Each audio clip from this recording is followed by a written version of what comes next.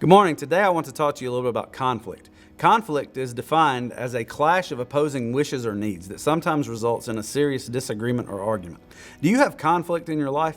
If you don't, count it as a blessing. If you do have conflict in your life, I want you to think a little today about why you have that conflict in your life. God knows we're going to encounter conflict every day, and sometimes conflict is based on spiritual or scriptural principles, positions from which we can't and shouldn't budge. But more often than that, conflict is rooted in sinful desires. James 4:1-2 tells us this: "Where do wars and fights come from among you? Do they not come from your desires for pleasure that war in your members? You lust and do not have. You murder and covet and cannot obtain. You fight and war."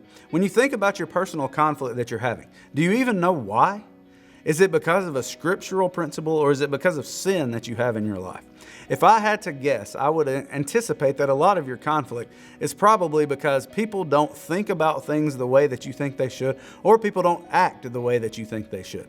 I believe that two of our deepest desires that we have that's mentioned by James are the desire to be right and the desire to influence the way that people act and think. Think about it. If you're right, it feels pretty good. And if you tell people the way you believe they should think or act and they do it, that feels pretty good too, right?